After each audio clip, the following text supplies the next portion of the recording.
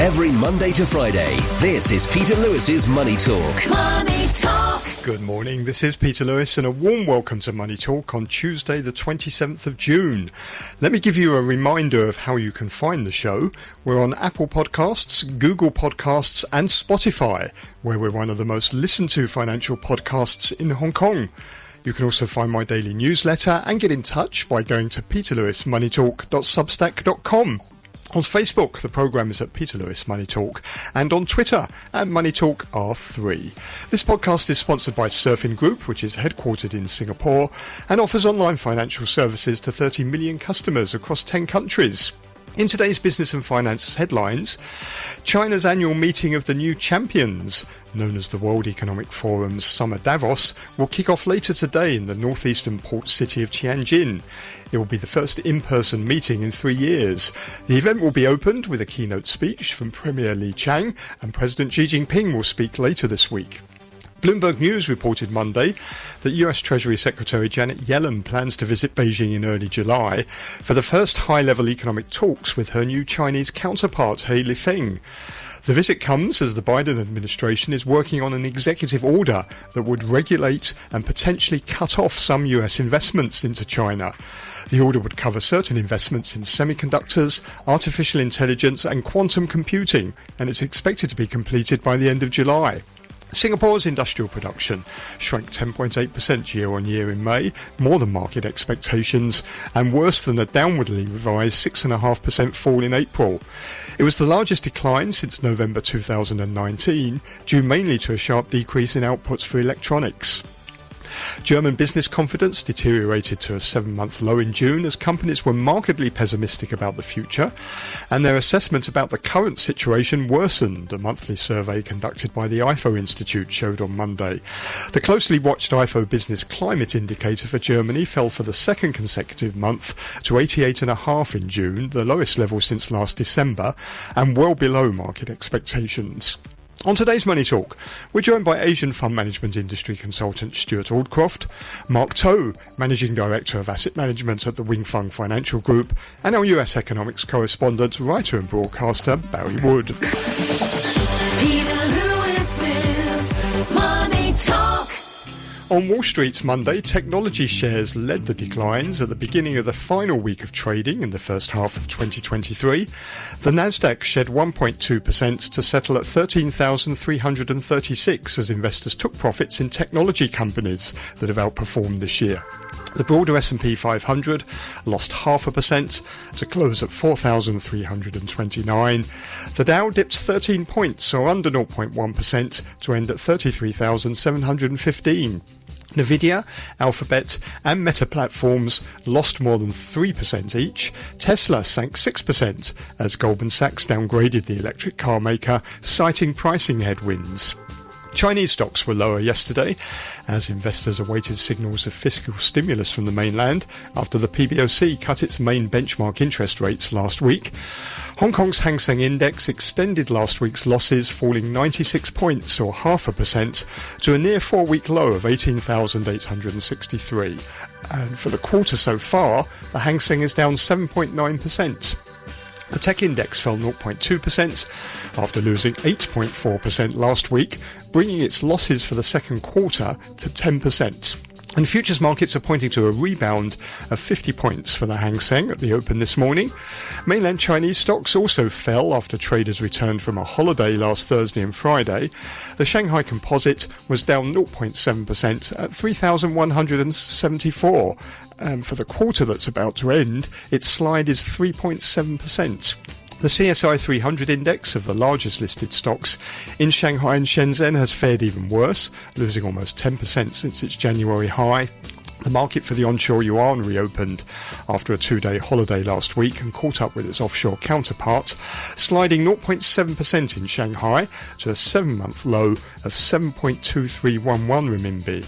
The offshore yuan was 0.3% weaker at 7.2363 renminbi. And you can get more details on the latest market movements in my daily newsletter at peterlewismoneytalk.substack.com. Every Monday to Friday, this is Peter Lewis's Money Talk. Peter Lewis's Money Talk. And it's time to welcome our Tuesday morning guests. As always, on a Tuesday morning, we find Asian fund management industry consultant Stewart Aldcroft. Morning, Stewart. And good morning to you, Peter. And also with us is Mark Toe, who is Managing Director of Asset Management at the Fung Financial Group. Welcome, Mark. Good morning. And over in Washington, D.C., we find our economics correspondent, writer and broadcaster extraordinaire, Barry Wood. Good morning to you, Barry. Thank you very much, Peter. Listen, I want to start in the US. We've been reviewing this week the first half in terms of the economy and market performance. Looking forward to the second half of the year, see what that brings. Now, Wall Street kicked off the final week of the first half of 2023 with profit-taking in the high-flying technology sector, which has been the major outperformer in the first 6 months of the year. Technology stocks have rebounded this year after what was a difficult 2022 as investors bet on the promise of artificial intelligence, and the tech-heavy Nasdaq has risen 28% year to date. That's its best first half, if it holds on to that, since 1983.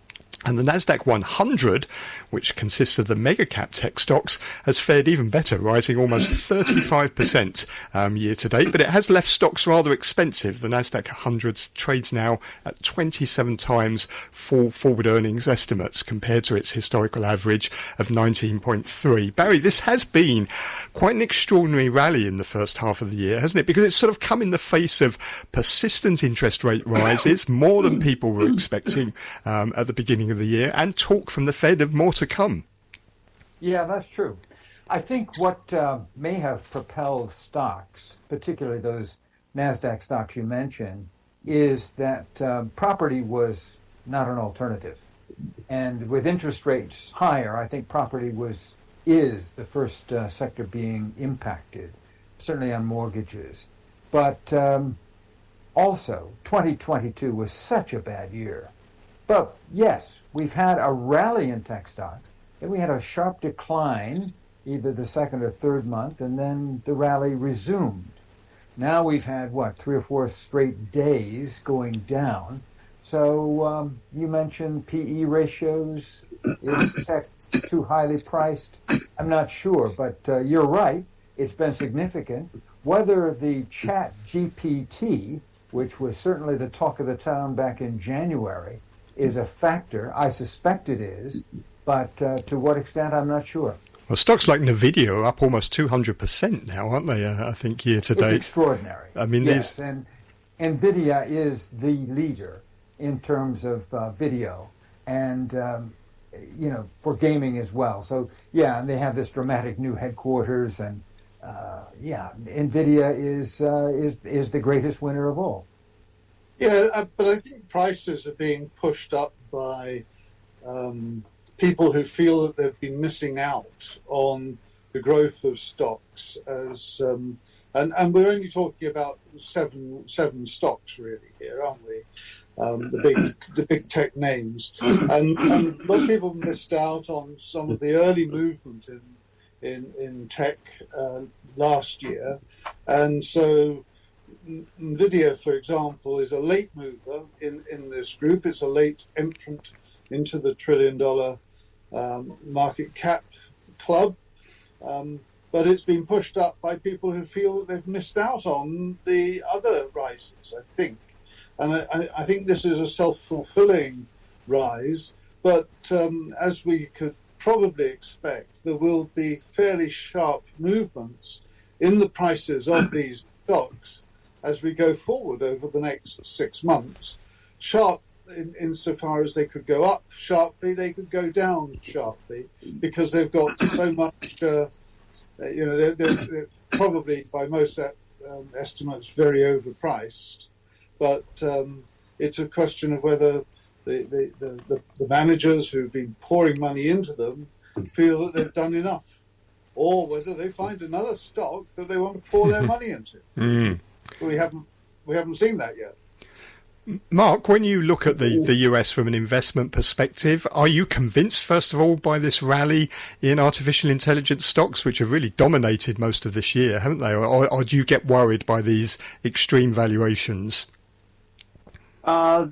You to a certain extent, the extreme, but I can agree that there is an element of FOMO, and also I think one of the interesting observations is that even the experts like Cathy Wood miss out on some opportunities to make bigger gains, and that makes us very vigilant on the divergence between technical analysis, on the momentum, on the investors sentiment, on that kind of frenzy movements, and the fundamentals, that is the ratios, the cash flows, all the stories. So it is very important to differentiate between the two, because in the long run, I tend to agree that sometimes these leaders,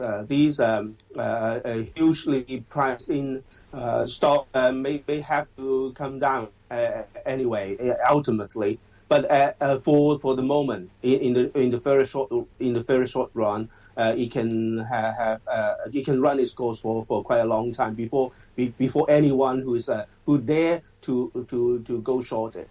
So it is very important for fund manager to stay vigilant, not to mix up with the long term and the short term perspectives. Barry, if we look forward, where does the Fed fit into all of this? Because we've had a few interest rate shocks last week, didn't we? We had the Bank of England raising rates 50 basis points. The Norwegian Central Bank did the same. The Swiss National Bank surprised with a rate rise. Jerome Powell was talking in his testimony last week that the inflation, the fight against inflation isn't over. So it seems that investors have really got to take into account that as we move into the second half, interest rates are going to continue to rise. Yes, there's no doubt about it. And if you look at the decline in the stock market over the last 3 or 4 sessions, clearly it was Jay Powell, because the venerable Stewart Aldcroft is right. U.S. interest rates are going higher. And Mr. Powell said it explicitly. Markets don't like that, because you've already got a Fed funds rate of 5%, and you've had the fastest pace of interest rate rises in 15 years. So that more is coming reveals that inflation is more persistent than some of the optimists had predicted. That said, let's not forget that we have still 50-year lows on U.S. unemployment. We still have a growing economy, probably at a 1.5 to 2.5 annual rate. And despite all those predictions of recession, it has not yet arrived and may not. And the yield curve seems to be wrong, doesn't it? It's been inverted now for almost a year. It's down to minus 100 basis points. That's very interesting indeed, Peter. That inverted Now, I mean, isn't there that saying that the inverted yield curve always predicts a recession except certain times, and this may be one of those exceptions? Yeah, I think you also have a very full employment now in the US, which is in itself fueling a degree of inflation, because if more people are working, they have money to spend, they'll spend it. And people in Western economies are not very good at saving money, as we've known for hundreds of years. Whereas people in the East are far better at saving money when they have it. And I think this is going to be a significant difference that you'll find from our part of the world from yours in the United States, Barry. Mark, there's this interesting divergence now, isn't there, in policy? We have the PBOC cutting interest rates. Yeah. We have Japan and most Asian central banks on hold at the moment. We have the European Central Bank, which is raising rates, and the threat of more to come from the Fed. How is this divergence going to play out? Because it seems that maybe inflation is under control in Asia, but maybe not so elsewhere.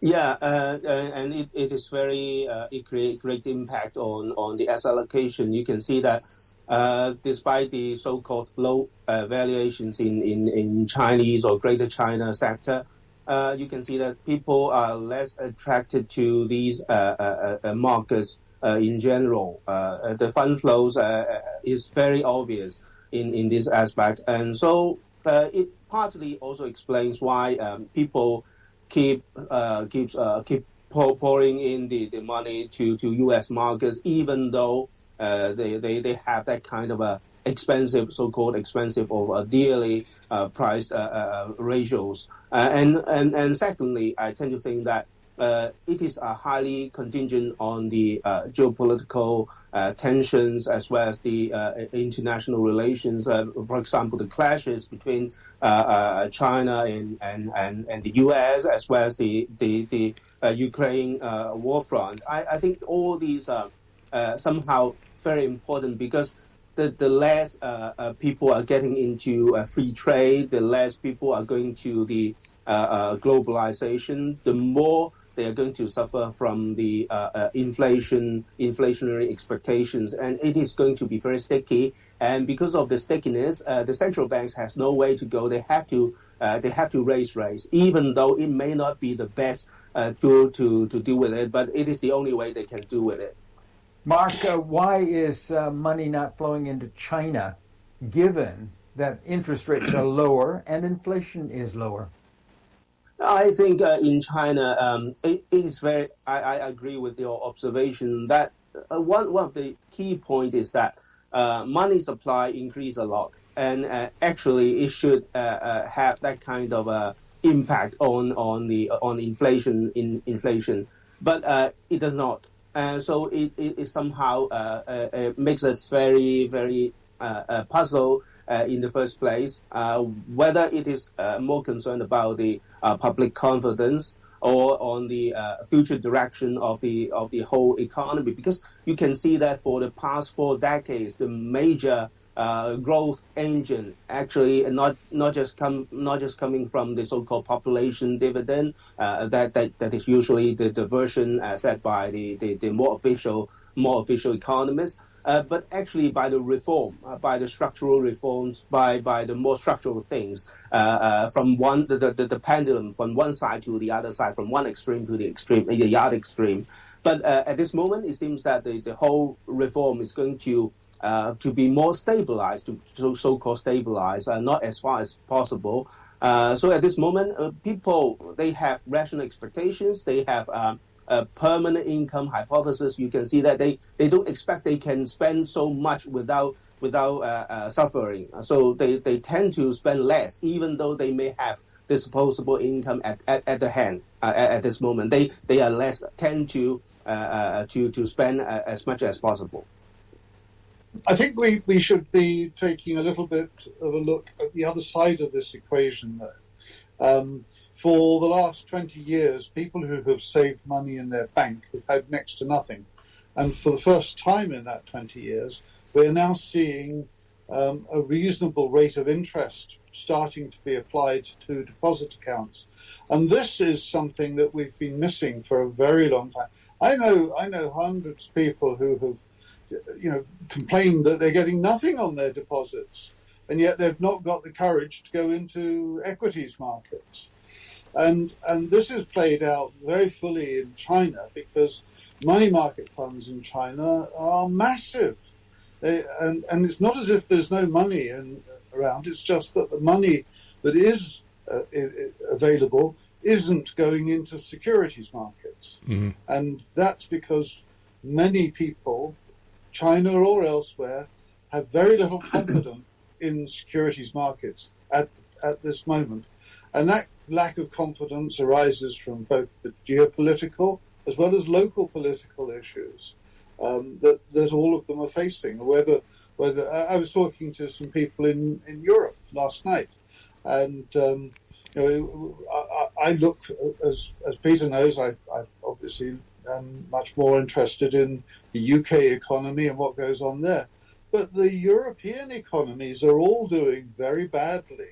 And we shouldn't underestimate the fact that Europe is in a very bad way in terms of its current economic conditions. Looks like stagflation, doesn't it, there? Well, they have quite high inflation. They have some of the European markets got quite high unemployment too. The UK doesn't, but others do. And then they've got the problem of a lot of migration coming in, illegal migration that and of course the Ukraine-Russia war is right on their doorstep, and the amount of money that is being spent by European governments on supporting Ukraine is massive. So, you have all these things going on right now, and so that doesn't bode for a confidence boost, quite the opposite. So if you're not very confident and you see interest rates on your bank deposits now getting up towards 5%, where are you going to put your money? Probably keep it in the bank and don't go and hope you've got the right bank too, because some of the banks are not lasting the course either. So this is the change that we are seeing very clearly, and I think we shouldn't necessarily be negative towards rising interest rates, because rising interest rates are beneficial for a very large sector of the market. I agree with Stewart. I agree. Actually, we have been in the abnormal time because of the zero interest rate, and we have a very low growth rate globally, and we have a very low interest rate and inflation rate. We have to be back to the normal times, and actually quite a lot of interesting phenomena in the investment markets. The investor sentiment actually stems from the lack of time consistency, lack of the relation between the consumption and investments linked by the interest rate in the usual sense, because they don't have to pay for what they borrow anymore at the past decade or so. It is just not normal. Barry, some of those geopolitical problems that Mark mentioned earlier, how much are they going to play out in the second half of this year? There's a report today on Bloomberg that Janet Yellen is going to visit China at the early part of July, but that's coming at the same time that the Biden administration is proposing bans on certain types of investment into China in technology, artificial intelligence, and so on. Are we likely to see more of what we've seen in the first half? It would seem that way, Peter. It is a good sign that Ms. Yellen is going to go to China. That's a very positive sign, particularly since if you go back, since we're looking at the first 6 months of the year, if you go back into May, look what happened at the Hiroshima G7 summit.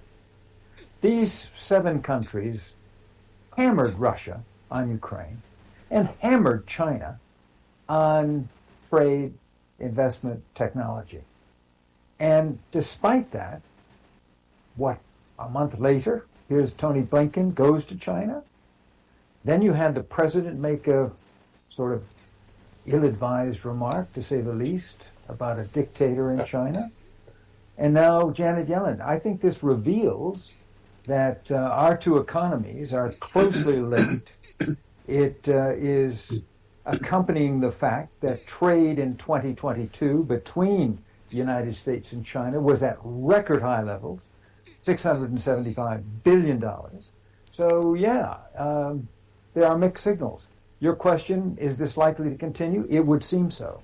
But the Chinese seem to be willing to take the criticism. The Americans seem willing to take the provocations, if that's the right word, and carry on, because economically we're linked. So the best we can hope for is they live together for the rest of the year. Yes, I'm not so sure we should get so worked up about Joe Biden and some of his statements, because the UK was amused not very long ago, about 2 weeks ago, when meeting with Rishi Sunak, he called him President Sunak. For Joe Biden to be calling Xi Jinping a dictator, which he did, I don't think means anything like as much as perhaps the media have played it out to be. He makes misstatements more or less every time he opens his mouth. And so I don't think sorry, Barry, this is your president, but I don't know whether you voted for him, but he was better than the alternative. and that doesn't say a lot. Sorry, we're going down the wrong avenue here. I think we better move on. We definitely better move on. Let me talk about another market that's been very much in focus, and that's India. I mean, Mark, is this a market that interests you? It's the Nifty 50 is at an all-time high this year, so is the Bombay Sensex Index. A lot of inbound investment now going on into India. It's being talked about as a sort of a safer alternative to China. What are your thoughts? Yeah, a lot of people and the fund managers, my peers, they tend to think that why bother do stock picking in the region? Why not just put some money in the just Sensex ETF, something like that, to get the return.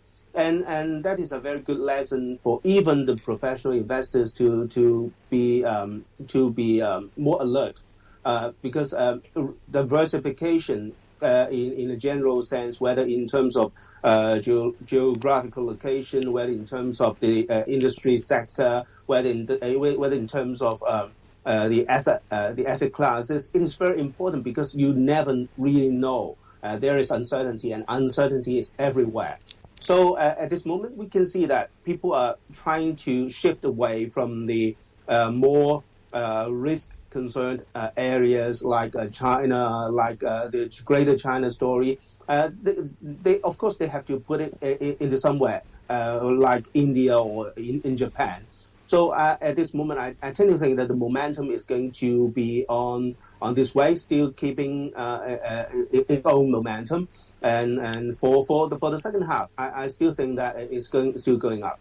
Mark Mobius for India or even for Japan. Mark Mobius would agree with you. He said the other day that India's the best market to park $1 million right now, and he's talking about increasing the asset allocation of his portfolio from about 15% in India to 20 or 25%. I mean, that's quite a big change, isn't it? Yes, India is an intriguing market. It's been around as a stock market for longer than China.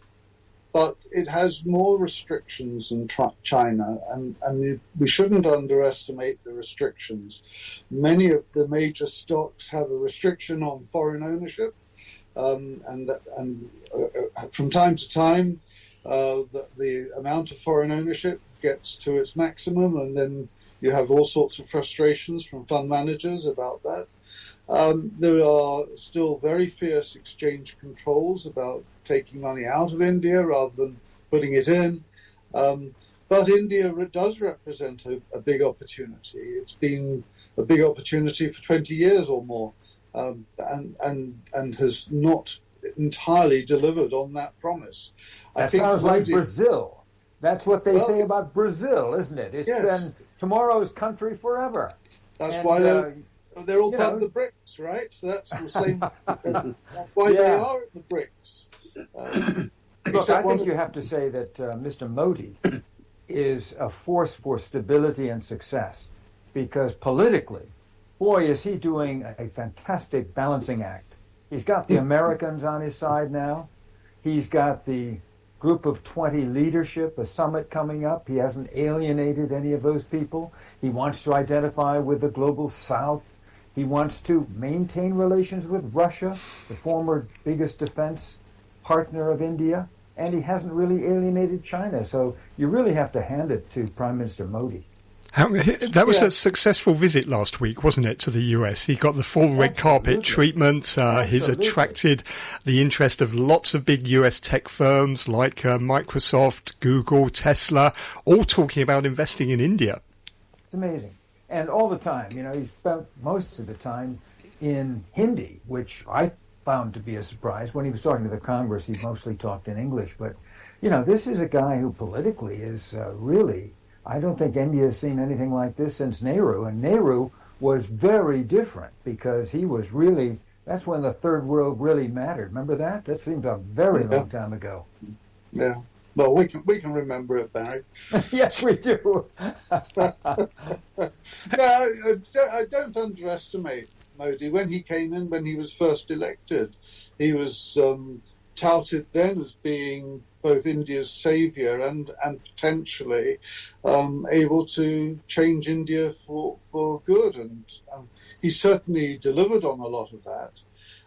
I think that, what we also need to be very well aware of is that a lot of these tech companies, as you just mentioned, Peter, are talking about pouring vast amounts of money into India and investing into India.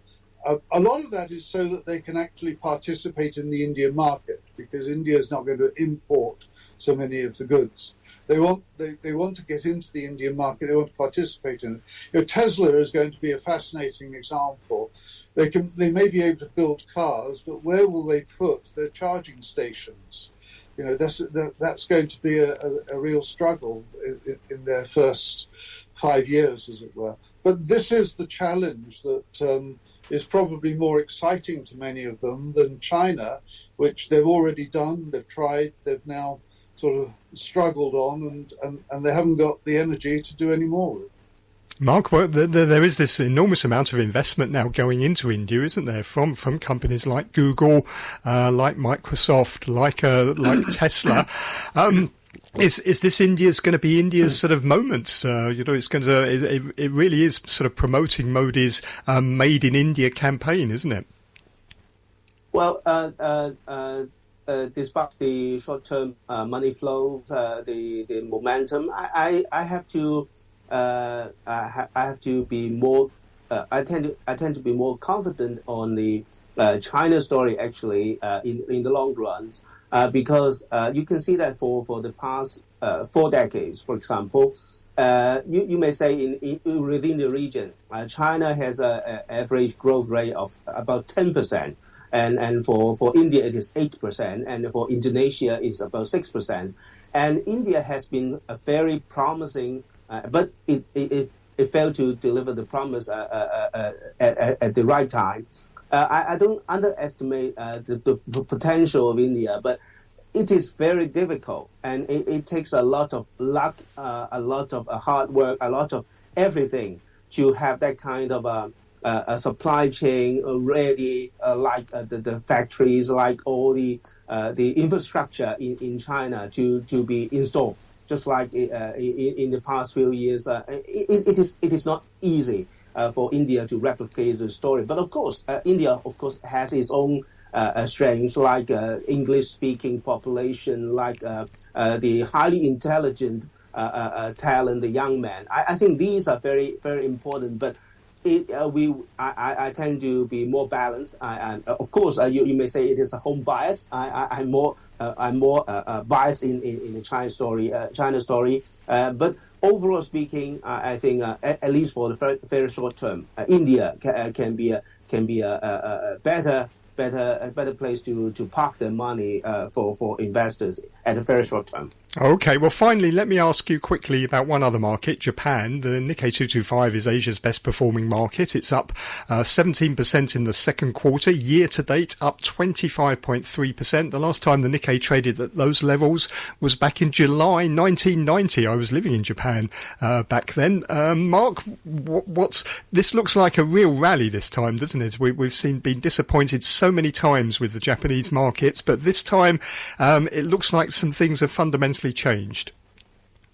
Yeah, for the last 2 years, I think at least some very long-term famous investors like Warren Buffett, it is a very signal for other fundamental or value investors because from a global perspective, they look forward to seeing more cheaply priced stocks in its fundamentals on a company level, but also any structural changes in the monetary policy, maybe, perhaps, but these are very important for global investors. I think that all the directions are pointing to that kind of conclusion at this moment. Yeah, I mean, it's very good to see Japan doing so well as a stock market. We haven't seen it for quite a long time, and so that really is a very positive thing. But if you're looking at it from a European or an American investor perspective, Hong Kong investor perspective, the gain in the market has been modified by the fall in the value of the currency. And the currency is down quite a lot over this last 12 months or so. So, but the fall in value of currency is actually likely to help Japanese exports. So that is also likely to help the economy continue to grow, and that will be positive for stocks. Japan has held a very strong currency position for quite a long time, and now it's moving away from that. I think this is good for the economy in that respect. I suspect you're right. But look at this. You've got inflation, at a 40-year high? 4% in Japan, which is extraordinary. Yeah. And yes, stocks are recovering. And the currency, Stewart, is even worse, I think, than you suggest. I mean, they're at a, 140 plus. It's 143 this morning. It's down about 9.5% year to date. This is a very weak currency, which probably is deliberate policy, as they've made a change at the Bank of Japan. But it does seem to be attracting investment, and old Warren may be 92, but he's made a lot of money in Japan, just as he has with other investments in the United States.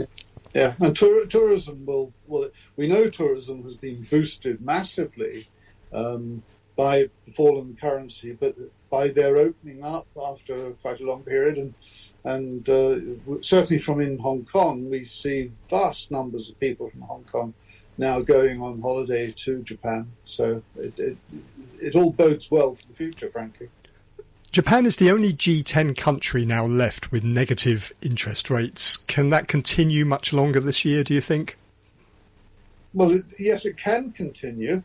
I think the governor of the Bank of Japan is actually keeping a very close eye on this, it would appear, because I think he's controlling the currency and interest rates so that this is helping the economy move along. And I think we've got someone who's really doing quite a good job at last. Mark, final word to you. We've got about a minute or so left. Do you think Governor Ueda can continue with his yield curve control policy beyond the second half of this year? Despite high confidence or high expectations for his change, I tend to think that they try to be more smooth in transition, to be more smooth. And it is not quite likely for him to make radical changes. And I think a step-by-step approach, that means very, very slow changes, is going to be seen.